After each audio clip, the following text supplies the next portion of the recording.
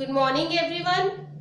In the previous video we have started equilibrium and we have discussed that equilibrium can be established in chemical processes as well as in physical processes. In physical processes we have discussed the equilibrium established in solid liquid state, liquid vapor state. Now we are going to start equilibrium in solid vapor. First of all, the change of solid to vapor is termed as sublimation. Means such type of equilibrium it gets established in those molecules which can sublime, जो directly solid से vapour में convert हो जाते हैं on absorbing heat.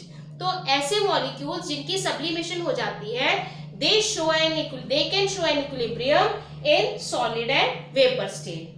Taking an example of such type of molecule, that is iodine balls. छोटी छोटी iodine की गोलियां होती हैं, उनको हम क्या कहते हैं? Iodine balls. अगर हम उन आयोडीन बॉल्स को हीट करें, they start getting converted to vapors. Violet colored vapors can be they get evolved on heating iodine balls. Now we have taken a closed container. Equilibrium हमेशा closed conditions में ही होगा. The reason being कि जैसे suppose हम solid को heat कर रहे हैं, अगर वो container close नहीं होगा तो vapors they will get evaporated in the atmosphere और वो disperse हो जाएंगे और उनमें equilibrium establish नहीं हो सकेगा.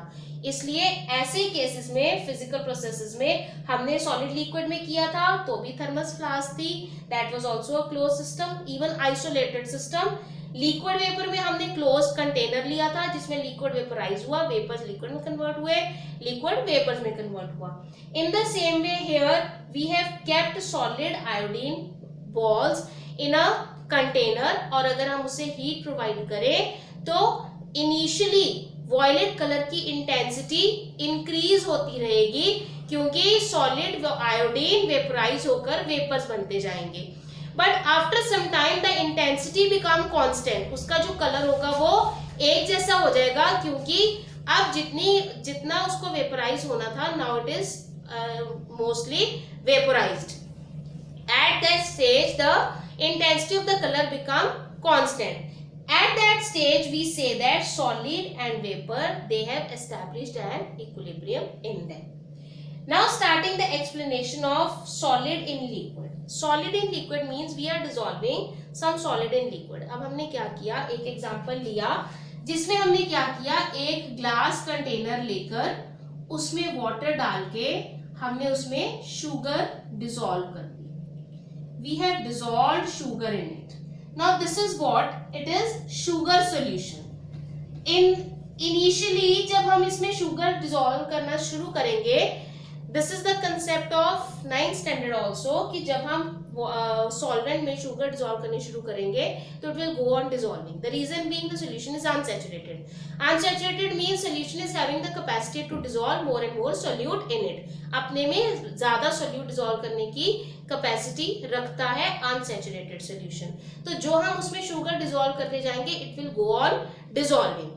लेकिन a stage will reach when sugar will stop dissolving in.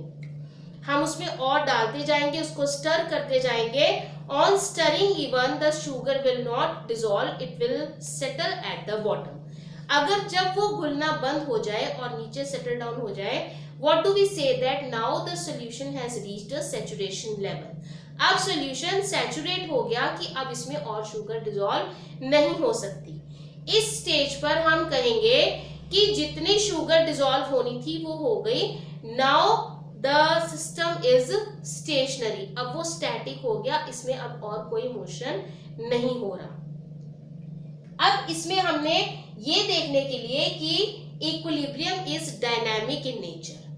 Dynamic के लिए हमने क्या किया, इसमें हमने रेडियो एक्टिव शुगर डाल दी. रेडियो एक्टिव शुगर डाल के अब हमारी ऑब्जर्वेशन क्या होनी चाहिए थी कि शुगर सॉल्यूशन जब सैचुरेट हो गया तो उसमें शुगर और डिसॉल्व नहीं हो रही. अगर हम इसमें रेडियो एक्टिव शुगर डालेंगे, सपोज हमने इसमें थोड़ी सी रेडियो एक्टिव शुगर इंक्लूड कर दी, तो अकॉर्डिंग टू आवर ऑब्जर्वेशन होना ये चाहिए कि शुगर सेटल डाउन हो जाए बॉटम पे और सॉल्यूशन को कोई इफेक्ट ना हो। Means radioactivity should remain restricted to up to sugar only, वो वाटर तक नहीं जाएगी, सॉल्यूशन तक नहीं पहुंचेगी। लेकिन अगर हम इसको डालकर थोड़ी देर छोड़ दें तो क्या ऑब्जर्व किया गया कि सॉल्यूशन में भी रेडियो एक्टिविटी थी। Means solution as well as sugar both got radioactive after some time, कुछ समय के बाद दोनों ने रेडियो एक्टिव नेचर शो किया। इससे ये पता चला कि जो शुगर थी वो इसमें डिसॉल्व होती गई। Means the motion was dynamic, sugar molecules they were going in the water and the sugar in the water it was getting crystallized back to the crystal sugar। जो undissolved sugar नीचे settled थी वो उसके साथ crystallize होती गई। This experiment shows us that equilibrium get established and after the equilibrium the process will remain dynamic, it is not stationary। एक stage के बाद the molecules they will go in solution as well as they crystallize also।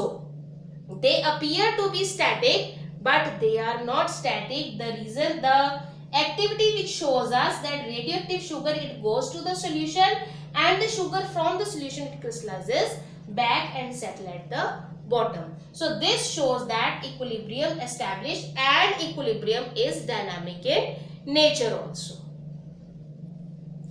अब जैसे हमने ये किया कि solid in liquid, हमने सॉलिड को लिक्विड में डिसॉल्व किया और इसके एग्जांपल के बेसिस पर हमने ये देखा कि सॉलिड लिक्विड में इक्विलिब्रियम एस्टैब्लिश भी होता है and that equilibrium is dynamic also. In the same way now we are going to discuss about gas in liquid.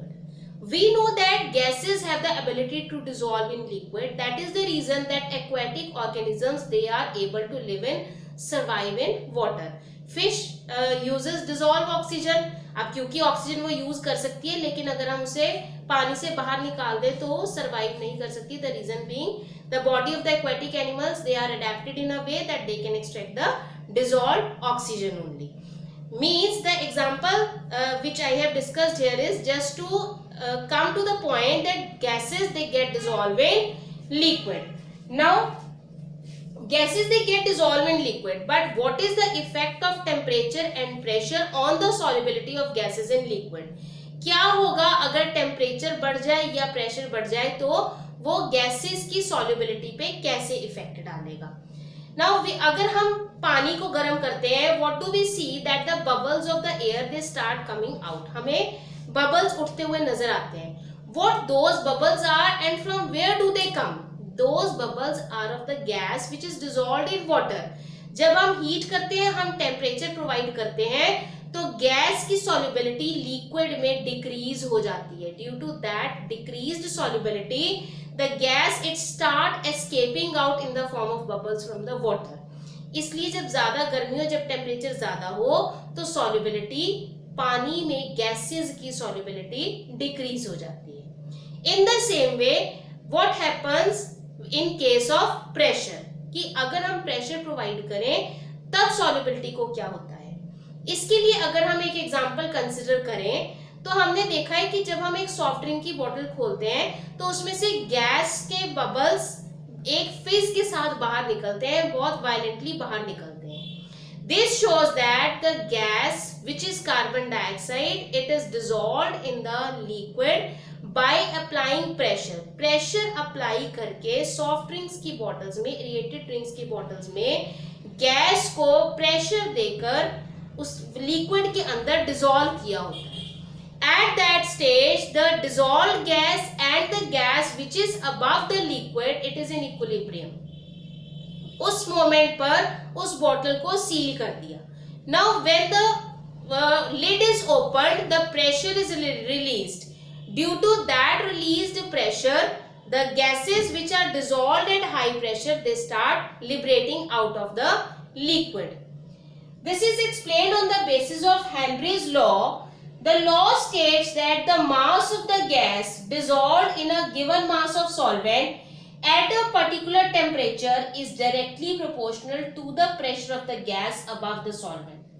Mass of the gas dissolve in given mass of solvent, जितना mass gas का solvent में dissolve है at particular temperature, वो किसके directly proportional है, to the pressure of the gas above the solvent. आप कोई भी ड्रिंक की बोतल देखें तो उसके ऊपर थोड़ी सी वेकेंट स्पेस होती है, उसमें वही गैस ट्रैप्ड होती है जो उसके अंदर डिसॉल्व होती है। जब हम उसको ओपन करते हैं तो उसमें से, क्योंकि प्रेशर अब हमने लोअर डाउन कर दिया, ज्यादा प्रेशर देकर गैस को उसमें डिसॉल्व किया होता है।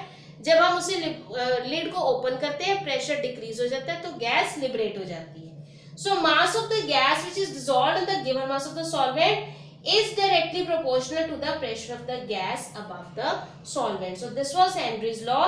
M is directly proportional to P, or M is equals to Kp, where K is the proportionality constant, also known as Henry's constant. So in this way we have discussed the effect of temperature and pressure on the solubility of gases in the liquid, कि अगर temperature कम होगा तो gas सॉल्युबलाइज होगी, solubility gas की liquid में ज्यादा होगी। With the increase in temperature the solubility decreases, and if we want to dissolve the gas in liquid by applying pressure, we have to apply more pressure. By applying the pressure, the gas get dissolved in the solvent, and by decreasing it, it get liberated out of the solvent. So in this way we have discussed the equilibrium in the physical processes. Thank you.